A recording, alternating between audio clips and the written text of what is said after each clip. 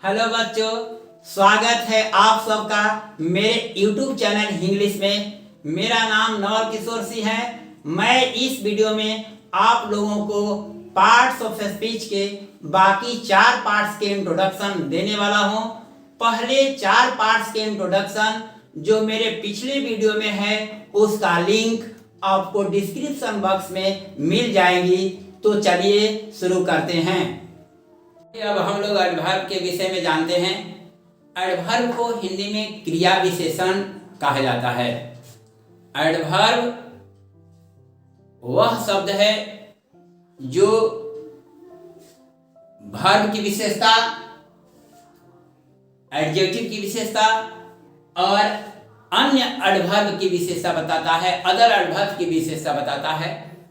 इसको हम इंग्लिश में डिफिनेशन इस प्रकार करते हैं: The word which modifies a verb, an adjective or another adverb is called an adverb। यानी एडवर्ब वह शब्द है जो किसी वर्ब की विशेषता, किसी एडजेक्टिव की विशेषता और अन्य एडवर्ब की विशेषता भी बताता है। जैसे वेल एक एडवर्ब है, ब्यूटीफुली एडवर्ब है, फास्ट एडवर्ब है, वेरी एडवर्ब है, टुमारो एडवर्ब है, क्वाइट एडवर्ब है, इट इज। आपको बहुत से एडवर्ब मिलेंगे जो क्रिया की विशेषता, क्रिया विशेषण की भी विशेषता और विशेषण की भी विशेषता बताता है। अब हम उसको सेंटेंस के अंदर इस प्रकार समझेंगे: he reads well. He reads well, यहाँ यह वर्ब है, इसलिए हम वर्ब समझते हैं क्योंकि यहाँ पर एक्शन शो करता है, पढ़ने का कार्य करता है। और यहाँ पर ये एडवर्ब कहा जाएगा क्योंकि ये क्रिया की विशेषता बताता है कि वह पढ़ता है। कैसे पढ़ता है? अच्छी तरह पढ़ता है। इसलिए हम वेल को कहेंगे कि यहाँ क्रिया विशेषण है। वेल को क्या कहेंगे? क्रिया विशेषण है। हम वेल को क्या बोलेंगे? क्रिया विशेषण। क्यों? क्योंकि यह इस रीड क्रिया, रीड्स जो क्रिया है, इसकी यह विशेषता बताता है। वेल कैसे पढ़ता है? अच्छी तरह पढ़ता है, इसलिए इसको हम वेल को कहेंगे एडवर्ब। वेल को कहेंगे एडवर्ब। अब हम लोग दूसरा सेंटेंस देखते हैं। They run very fast. वे लोग बहुत तेज दौड़ते हैं। यहाँ हम देखते हैं कि दे रन फास्ट। फास्ट जो है रन की विशेषता बता रहा है। रन एक वर्ब है, इसको हम वर्ब कहते हैं, क्रिया कहते हैं। यानी क्योंकि यह एक्शन शो करता है, इसलिए रन को हम क्या कहते हैं? वर्ब कहेंगे, क्योंकि यह एक्शन शो करता है। दे रन फास्ट, वे लोग तेज दौड़ते हैं। तो फास्ट जो हुआ एडवर्ब हुआ। फास्ट क्या हुआ? एडवर्ब, क्योंकि रन की विशेषता बताता है। फास्ट जो है रन की विशेषता बताता है, इसलिए फास्ट जो है एडवर्ब हुआ।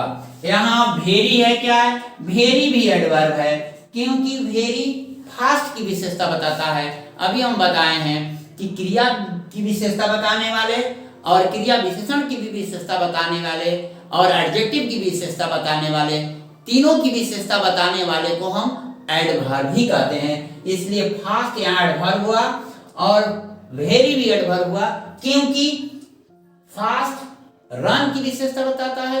रन एक वर्ब है और फास्ट एडवर्ब है, और वेरी फास्ट की विशेषता बताता है। जिस प्रकार हम जलते हुए आग के अंदर घी डालते हैं तो आग को और तेज कर देता है, उसी प्रकार वे लोग तेज दौड़ते हैं। और वेरी जो है, जिस प्रकार आग में घी जो है और जलाने का काम किया, उसी प्रकार ये तेज दौड़ने वाले व्यक्ति को वे जो और तेज कर दिया, यानी वे लोग बहुत तेज दौड़ते हैं। अतः फास्ट भी एडवर्ब है और वेरी भी एडवर्ब है। फास्ट रन्स की विशेषता बताता है और वेरी फास्ट की विशेषता बताता है, अतः दोनों एडवर्ब हुआ। तीसरा सेंटेंस, शी राइट्स ब्यूटीफुली। वह सुंदर सुंदर लिखती है। यहाँ राइट्स क्या है? वर्ब है। राइट्स क्या है? वर्ब है। और इस राइट्स की विशेषता बताने वाला है यह ब्यूटीफुली। ब्यूटीफुली का मतलब हुआ सुंदर सुंदर। वह कैसे लिखती है? सुंदर सुंदर लिखती है। अतः राइट्स वर्ब हुआ क्योंकि यह एक्शन शो करता है, एक्शन दिखाता है, कोई कार्य बताता है होने का। और ब्यूटीफुली जो है इसको बताता है, इसको क्वालिफाई करता है वर्ब को। अतः ब्यूटीफुली एडवर्ब हुआ क्योंकि लिखती है। कैसे लिखती है वह? तो सुंदर। हम लोग चौथा सेंटेंस देखते हैं। Mohan is quite well. Mohan एक नाउन है, यहां वेल एडजेक्टिव है। वेल क्या है? एडजेक्टिव।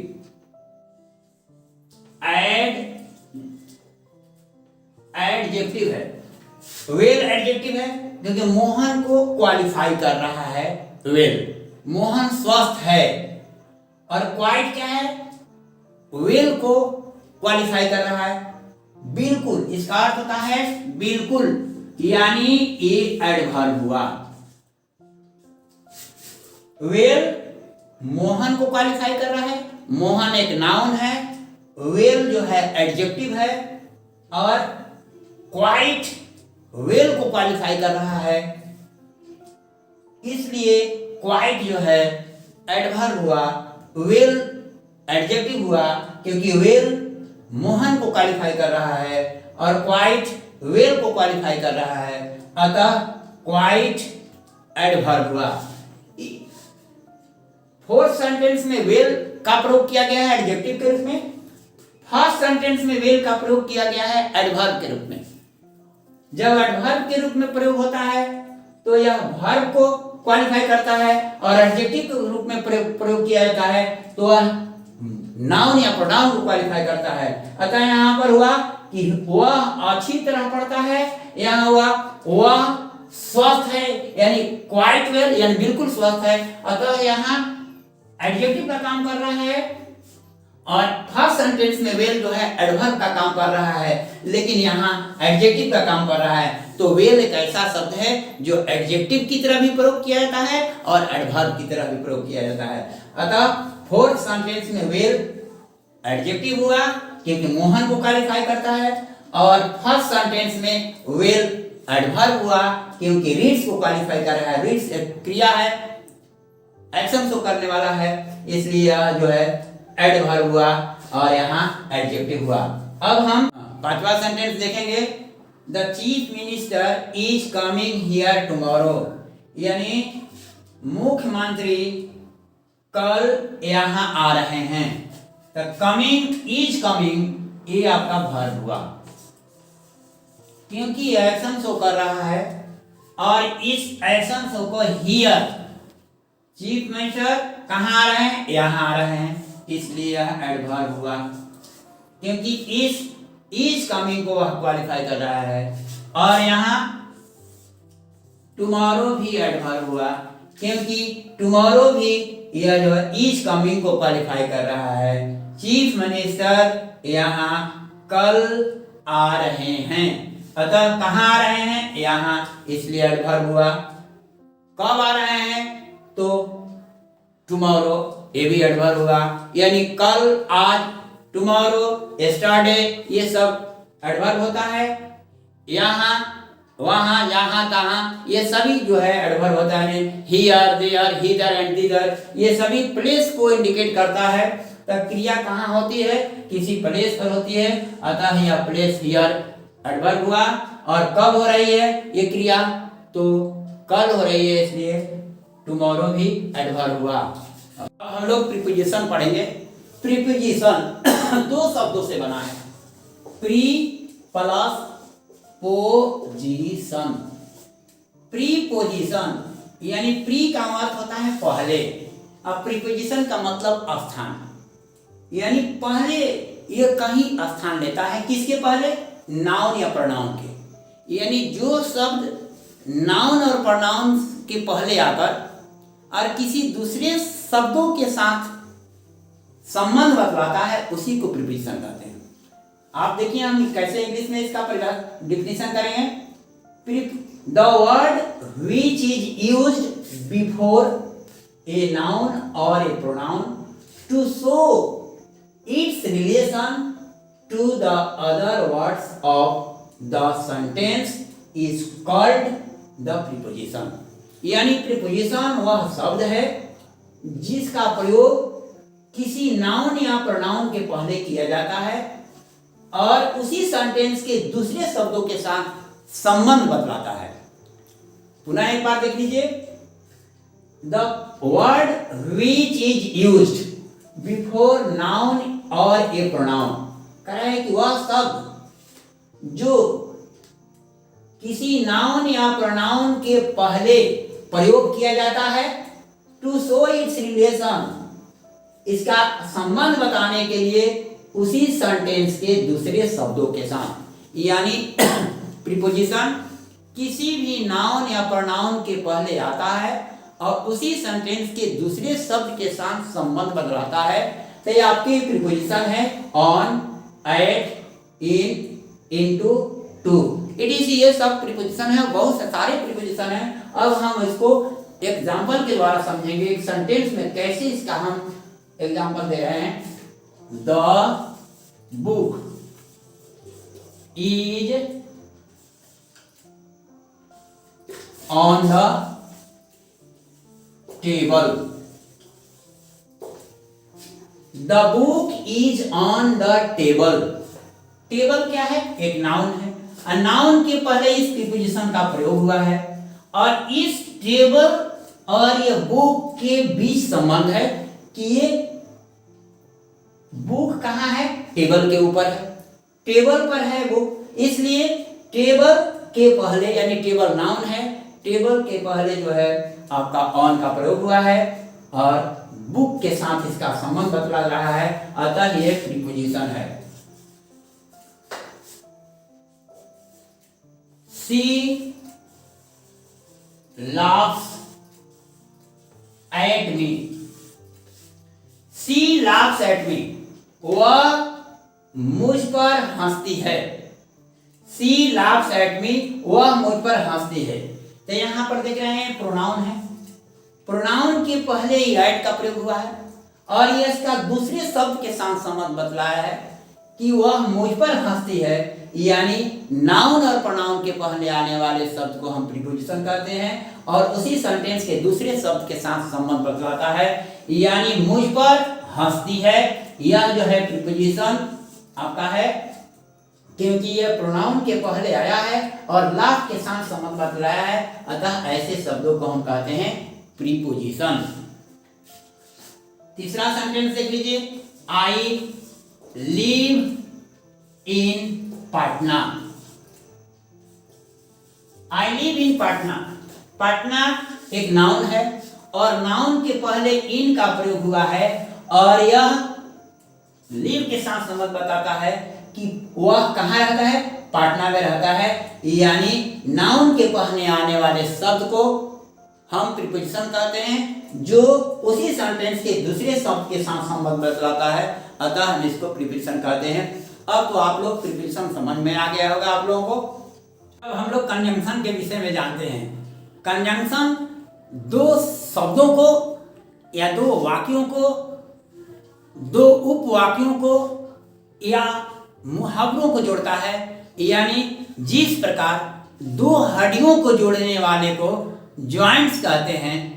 दो धागा है, दो धागे को अगर जुड़ता है उसको हम गांठ कहते हैं। दो धागे को जोड़ने वाला जिस स्थान पर जुड़ता है उसको गांठ कहते हैं। दो हड्डी जहां जुड़ता है उसको जॉइंट्स कहते हैं। उसी प्रकार दो सेंटेंस को जोड़ने वाले, दो क्लॉजेज को जोड़ने वाले, दो फ्रेजेज को जोड़ने वाले को हम कहते हैं कंजंक्शन। अब एक डिफिनेशन इस प्रकार हम करेंगे, a conjunction is a word which joins two और more than two words, phrases, clauses और सेंटेंसेस। यानी कंजंक्शन एक ऐसा शब्द है जो दो या दो से अधिक वर्ड्स को, फ्रेजेस को, क्लॉजेस या सेंटेंसेस को जोड़ता है। एग्जाम्पल के द्वारा हम समझेंगे। अब you teach Ramu and Sonu. यहाँ रामू एंड सोनू दो शब्द है दोनों शब्द को जोड़ने का काम कर रहा है एंड, अतः एंड को हम क्या कहेंगे? Conjunction. You teach Ramu and Sonu, यानी रामू एंड सोनू को कौन जोड़ा है?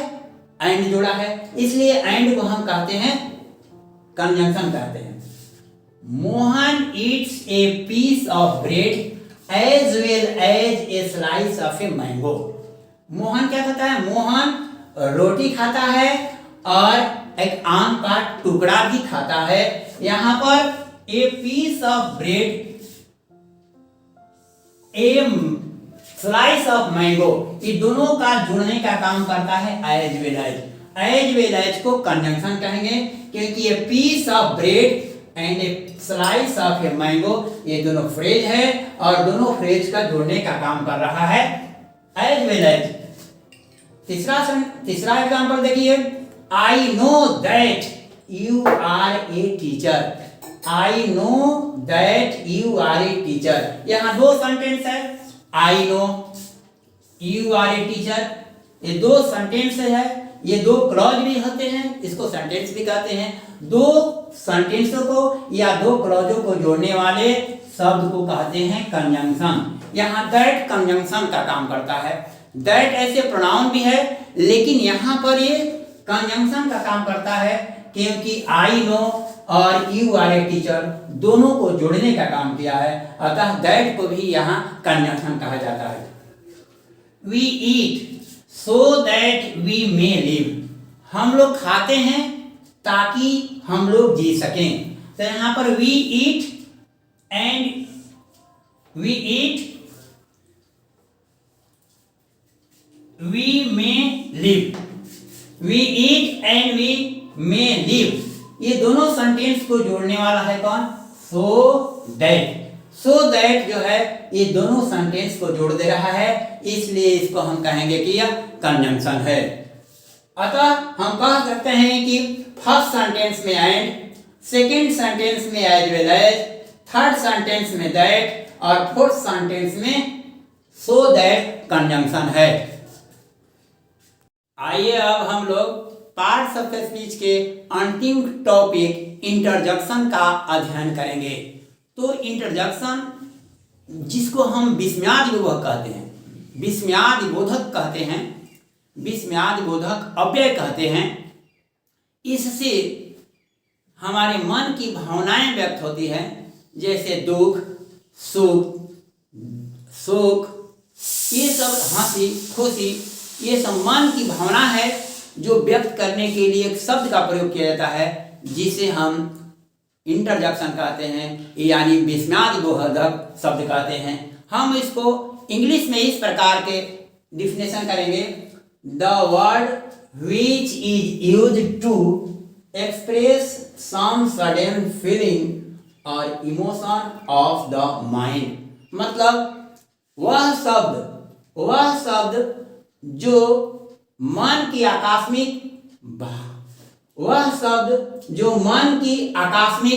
भावना को व्यक्त करने के लिए प्रयोग किया जाता है, उस शब्द को हम कहते हैं इंटरजेक्शन। आप देखिए एग्जांपल इस तरह है, अलास, अलास से दुख व्यक्त किया जाता है, ओ से भी दुख व्यक्त किया जाता है, हुरा, हुरा से खुशी व्यक्त किया जाता है, फाई, इससे घृणा व्यक्त किया जाता है, वेल डन, इसे शाबाशी दिया जाता है। अब हम सेंटेंस के अंदर इस प्रकार समझेंगे। फर्स्ट सेंटेंस में alas I lost my costly car, इसमें दुख व्यक्त किया जा रहा है कि मैंने अपनी कॉस्टली कार को खो दिया है, यानी भुला दिया गया है, यानी मेरी कॉस्टली कार जो है खो गई है। इसलिए अलास एक ऐसा शब्द है जो दुख को व्यक्त करने के लिए हम इस सेंटेंस को लिखे हैं, या मन की भावनाओं को हम व्यक्त करने के लिए अपने सेंटेंस को हम यहाँ रखे हैं। दूसरा सेंटेंस है हुरा, हुरा वी ओन द मैच। इस सेंटेंस के अंदर हमें खुशी व्यक्त होती है, खुशी व्यक्त होती है क्योंकि हुरा एक ऐसा शब्द है जो खुशी व्यक्त करने के लिए शब्दों का प्रयोग किया जाता है, ऐसे शब्दों का प्रयोग किया जाता है। वी ओन द मैच, हम लोग मैच जीत गए, हुरा से खुशी व्यक्त होता है, तब हम किसी बात को कहते हैं। यानी इंटरजेक्शन से हंसी, खुशी, दुख और दर्द व्यक्त करने के लिए जिस शब्द का प्रयोग किया जाता है उसी को हम कहते हैं इंटरजेक्शन। आशा करता हूं कि आप लोगों को मेरी वीडियो पसंद आई होगी, तो वीडियो को ज़्यादा से ज़्यादा शेयर और लाइक करें और कमेंट करें। जिन लोगों ने सब्सक्राइब नहीं किया है मेरे चैनल को सब्सक्राइब अवश्य कर ले। Wish you all the best.